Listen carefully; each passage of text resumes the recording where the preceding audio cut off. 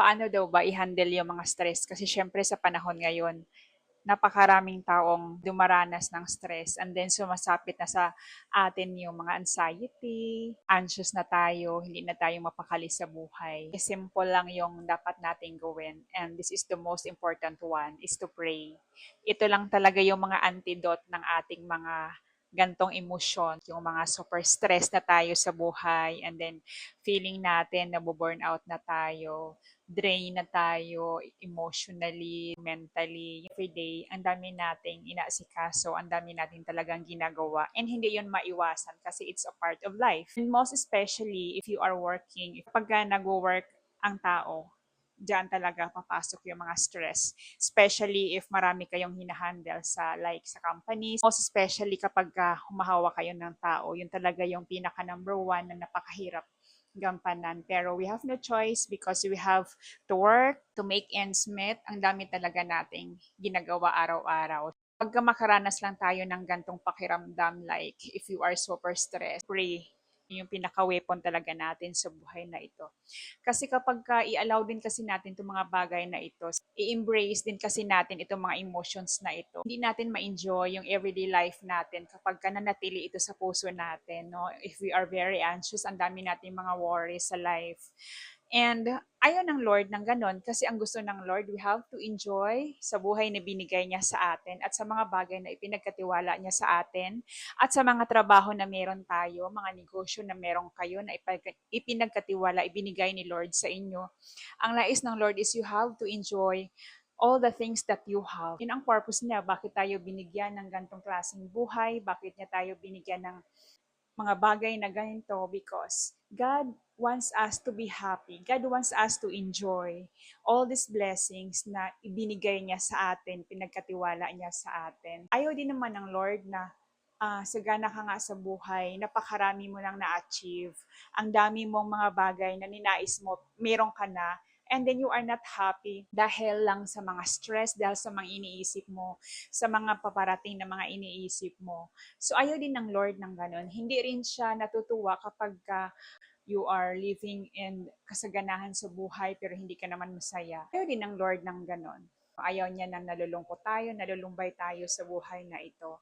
God wants us to be happy always. And then kapag nakaramdam lang tayo ng mga gantong emotions, yung minsan naiinis na tayo dahil sa sobrang tambak na natin, natatambakan na tayo ng mga responsibilidad sa buhay, ang dami nating gagawin, ang dami nating iniisip. Anong sinasabi ng Lord sa atin kapag tayo ay nakaramdaman ng sobrang pagod? Ano yung pangako ng Lord kapag nandito na tayo sa ganong sitwasyon, kapag punong-puno na tayo ng yung ating mga puso ng mga kabigatan sa buhay. Sabi niya in Matthew chapter 11 verse 28 to 30, "Come to me, all you who are weary and burdened, and I will give you rest." You can find peace, we can find joy, we can find rest sa Lord. Ang totoong kapahingahan ay wala dito sa mundo.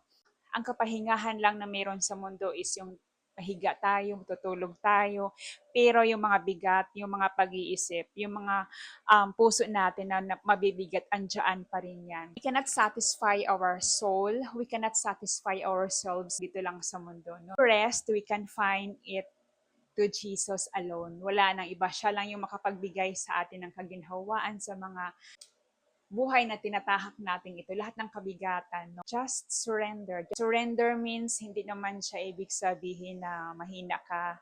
Although alam mo sa sarili mo na malakas ka, magaling ka, matalino ka, but surrendering means hindi ko na kaya, alam ko na merong Diyos na bubuhatin lahat ng bigat na meron ako. And it's a sign of humility. You know, you are acknowledging that there is God who can turn your pain into happiness, who can turn your sorrow into gladness. Pray, communicate to God, surrender to Jesus. You know, after that, ang ganda na ng feeling kapag sinurrender mo lahat ng emotions, lahat ng meron ka dyan.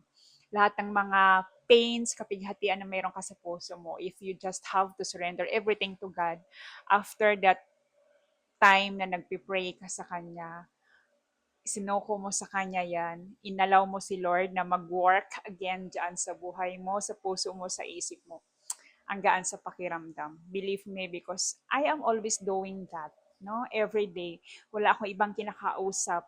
Wala akong taong iniistorbo, wala akong taong nilalapitan, wala akong taong chinachat, tinitext, tinatawagan para lang ma-comfort ako or whatever. Kasi alam ko my friends are always there naman, pero iniisip ko parati kasi they are also busy and marami din silang mga gampanin sa buhay, and of course, marami din silang problema na hindi ko din alam, baka mas mabigat pa sa akin yung ganong pag-iisip. What I always do every day, if ever makaranas ako ng mga gantong pakiramdam, like mga problems in life, mga trials, challenges, wala akong ibang kinakausap kundi si Lord. Dinadaan ko lang talaga siya sa prayer dahil alam ko after ako makipag-usap sa Kanya, makaramdam ako ng kapahingahan, kaginhawaan, makaramdam ako ng joy na hindi ko ma-explain, peace na ipagkaloob niya sa atin on sa mabigat na pakiramdam na meron ka. So just always pray and call to God and surrender. Yun lang talaga yung the best nating gawin. If ever mayroon tayong ganong pakiramdam kapag punong-puno na tayo, umaapaw na yung mga isip at puso natin, call to God. You can find rest in Him. Ako kasi pag makaramdam na ako ng mga stress, mga worries sa buhay, hindi ko siya inaalaw, nire-review ko yan kaagad. Hindi yan gawa ni Lord eh. Ayaw ng Lord na mag-worry tayo, ayaw ni Lord na matatakot tayo, ayaw ni Lord na punong-puno tayo ng pangamba sa buhay. Kasi ayaw niya ng ganon. God wants us to live comfortably. God wants us to live peacefully, with joy, with excitement every day.